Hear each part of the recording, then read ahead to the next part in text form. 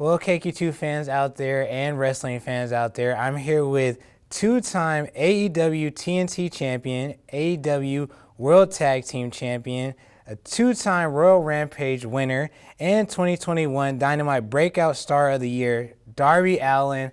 Darby, how are you doing today, sir? Yo, what up, dude? I'm doing great. I've been better, but I've been trying to recover from a bunch of crazy stuff that's happened in the last few weeks. But Right. I'm doing beautiful at the moment. Perfect. And we appreciate you for joining us here at KQ2 and taking the time out to speak with us. But Darby, we just have a couple of questions here for you. So can you kind of talk to the people about how you got into wrestling, kind of that indie scene, and then coming up into AEW? So going into wrestling is always the tricky one because when you're graduating high school at 119 pounds and you look up these guys, these wrestlers that are like 300, 200 pounds, you don't feel like you could even have a chance in that. So I didn't do high school right away. I didn't do wrestling right after high school. I didn't have the confidence at all. I went to film school and I was at an independent wrestling show in Arizona, and it was the worst thing I've ever seen. These wrestlers were so bad. It gave me the confidence to actually kind of be like, yeah, let me try this. So then I dropped out of film school and went to wrestling school. And, it wasn't easy, man. I feel like if you really want this, I tell all the younger people, like, if you really want this, you have to sacrifice everything. And like, I was living in my car. I was like spending like long nights in the hospital. It was no joke, but you put everything into it, you get everything out of it. Now, like fast forward, I'm in AEW, having an amazing life. So I have no complaints, but man, it's been a real wild ride. That's for sure. Now, obviously at AEW, there's a lot of known talents. Obviously, Adam Copeland's. Now you got your Shelton Benjamins, Bobby Lashley's, MVPs, all joining the world of AEW. But you're one of the few that are just a homegrown talent in AEW. Can you talk about how that feels to be the homegrown talent and then helping AEW get to where it's at now? Yeah, like I was there from essentially day one. This company, the first thing I heard about is that you get creative freedom, and I knew I had to be a part of that because someone like me, man, would not make it in the big world of wrestling without creative freedom. Like I don't do good with being told what to do. I never have. That's why I dropped out of film school. That's why I've done so much. I'd rather do it my way than, so. It's been awesome that they've kind of just let me do my whole thing. And they're like, all right, Darby, go out there and do yourself. And I think I'm a good example of if you let somebody kind of just be themselves, that like cool stuff happens. Now, as we talked about just here a second ago, obviously those established stars, and one of the biggest stars that you probably worked with in your entire career, the icon Sting. Can you kind of talk about what went into that and how you were able to help Sting with kind of his retirement tour there and that whole experience there? But yeah, as well, he comes into the company and he's not originally supposed to wrestle. He's supposed to make a couple appearances, but I convinced him to get back in the ring.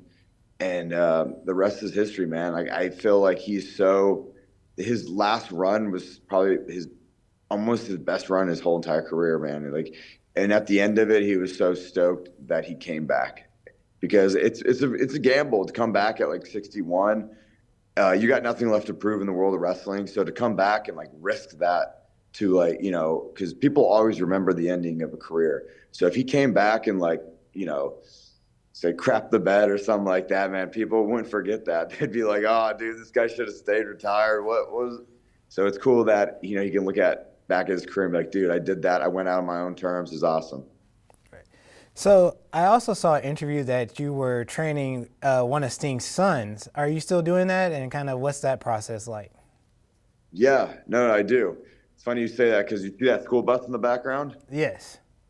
Right there. It's all painted up, but that's where I keep some of the trainees. They they sleep in the school bus in the backyard. So this is like my big, like I got like a giant skate park back here. But yeah, the trainees sleep in. Yeah, so he's still training. He's still training. Perfect. Well, you just kind of showed us what your life outside of wrestling is, but can you kind of talk to me also about just that interest of your skateboarding? We also see sometimes in your entrance, you also come down with the skateboard, and kind of how did that love for skateboarding grow for you? Yeah, skateboarding was a thing that you didn't need any team sports with. Like, you didn't need a team; it was just you. And then growing up and not having I didn't get along with a lot of people. So the fact that I can kind of be in charge of my own thing was really nice and therapeutic when I was younger. So yeah, and I wouldn't be here if it wasn't for skateboarding. Skateboarding's way cooler growing up than wrestling was. So it kind of just gave me the whole thing. And then I don't forget where I came from type thing. That's why I built a huge ass skate park in the backyard.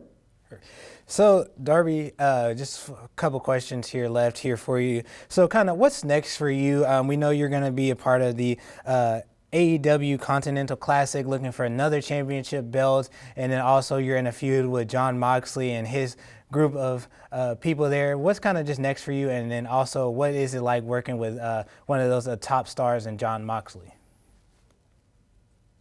Well, what's next for me is just trying to keep putting AEW on the map.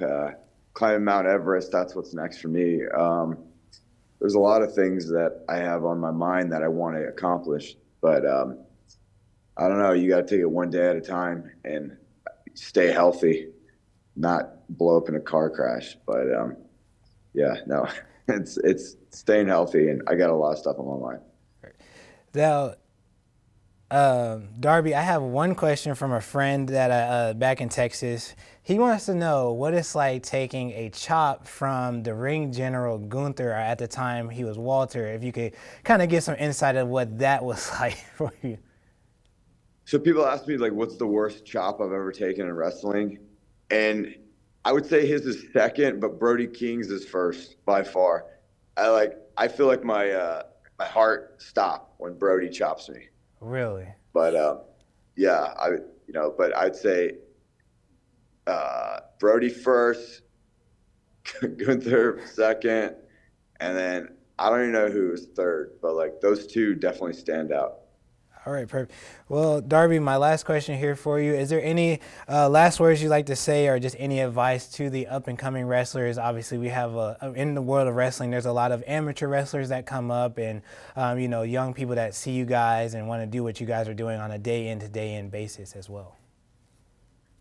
Expect a lot of time at the hospital. Final answer.